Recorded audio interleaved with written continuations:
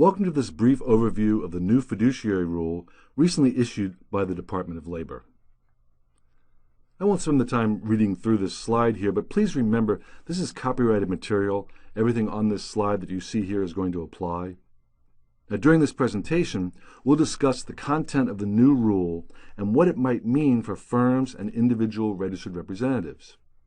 There's been a great deal of discussion concerning this new rule, but first it's important to realize the Department of Labor will be providing additional guidance over the coming months and years, which will greatly influence how firms choose to apply the rule to their individual business models.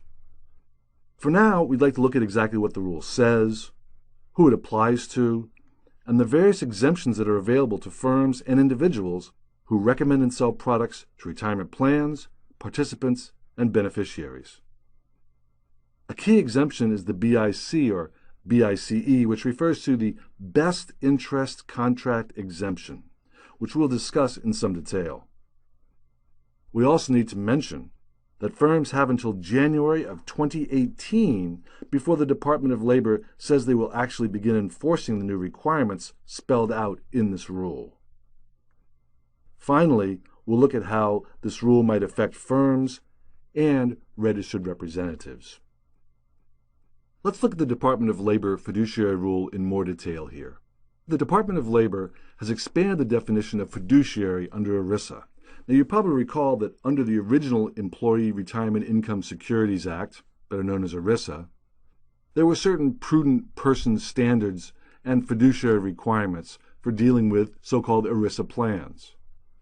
But in this new rule, the Department of Labor is saying it will apply not only to ERISA plans such as 401ks, but also certain non-ERISA plans, such as IRAs and KIOs. Financial advisors and their firms making recommendations on investments in such plans will be considered a fiduciary. So here's the next biggest change. It's going to apply to IRAs, and now when you're dealing with your IRA customers, you're considered to be a fiduciary. Unless an exemption applies, the final point here, an advisor is prohibited from receiving a fee based on purchasing a recommended investment. So this is really what's caused a lot of discussion around this rule. If we look at this on face value, it says, well, gee, it looks like I'm not going to be able to charge a fee to recommend products to my IRA customers. Well, there are a number of exemptions available in this rule, so let's look at some of those. Before we do, we want to look at who the rule is going to apply to. The rule applies to individuals and firms. If you're making a recommendation to a retirement plan, a plan fiduciary, a plan participant, a beneficiary, or, as we saw, an IRA owner, and that recommendation is concerning management securities, rollover, for example, a recommendation to roll over from a 401k plan into an IRA, a conduit IRA, transfer or distributions from a plan or IRA, in exchange for a fee, or other direct or indirect compensation. So if you're engaged in this business, then you're going to be considered to be an investment advice fiduciary.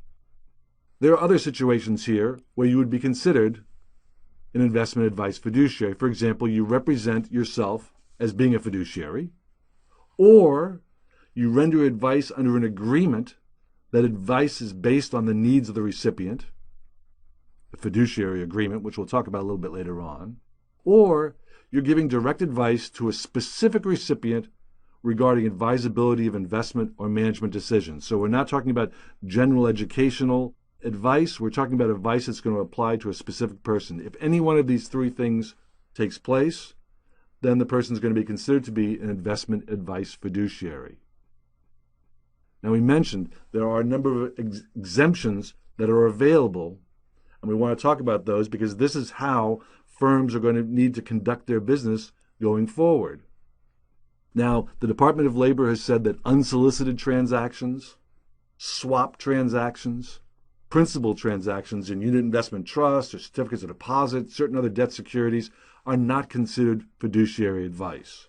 But generally speaking, when we're talking about making recommendations for purchases of stocks, bonds, mutual funds, exchange-traded funds, what have you, this is going to be considered fiduciary advice. In addition to that exemption, there are also some other exemptions that apply. The first one is level fee.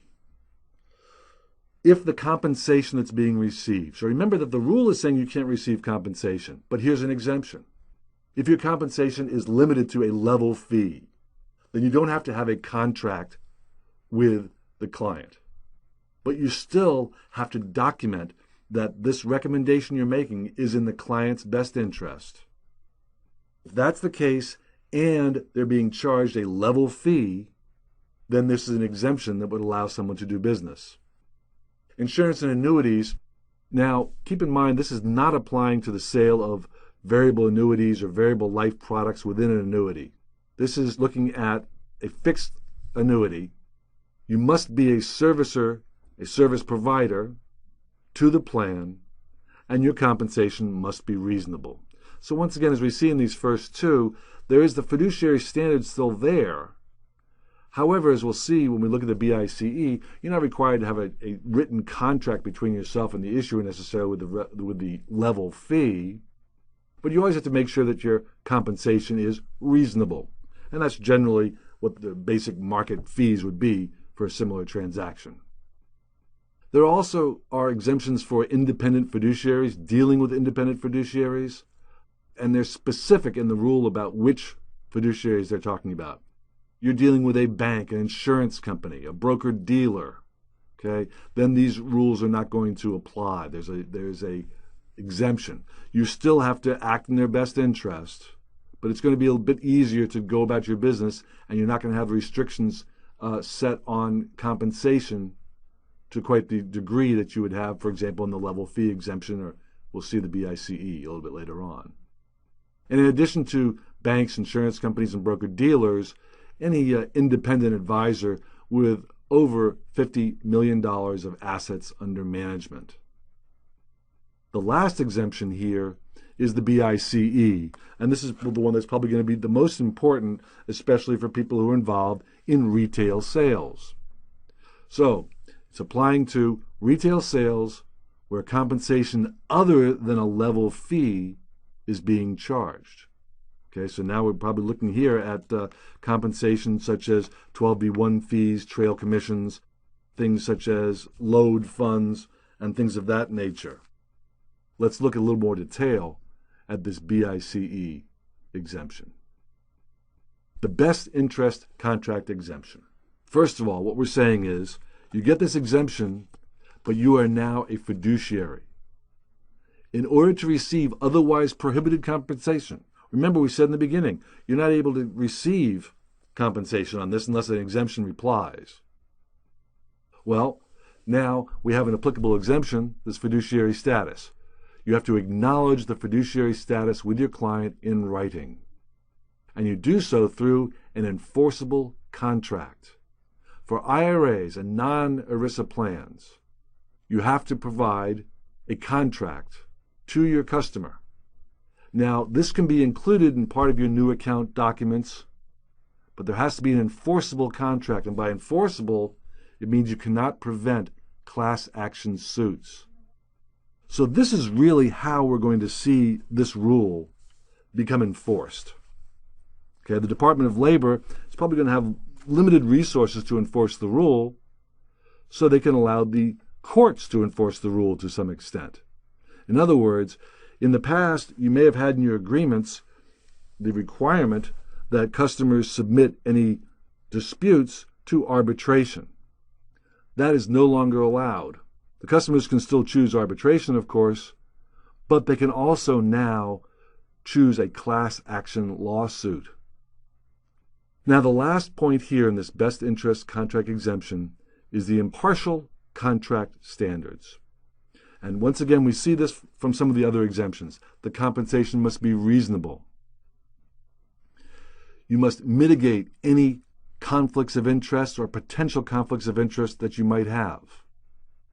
And you must disclose all conflicts of interest, how they're being mitigated, and all fees.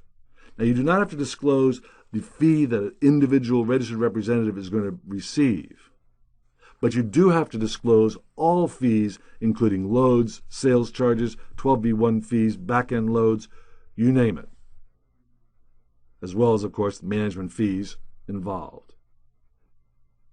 And since you have a fiduciary status here, you're going to need to be able to make the case that your fee structure is suitable and in the best interest of your customer. So we're going beyond just simple suitability to say it's in the best interest of your customer as well. So this, in a nutshell, this exemption is saying, although selling these products, whatever it might be, a stock, for example, to an individual, an ETF, a mutual fund, although this is being sold to someone in an IRA, and although under this new rule, fees are not allowed, there is an exemption for a level fee. However, you may be charging commission on top of that. In order to do that, such an arrangement has to be in the best interest of your customer. So you can see that just from our brief discussion here of the rule, that there are going to be a lot of questions that are going to be asked. There's going to be a lot of information that's going to be coming out from the Department of Labor to clarify what these requirements are. And there's going to be a lot of things taking place within your firms and your legal department to look at this and say, how are we going to address this within our current business model?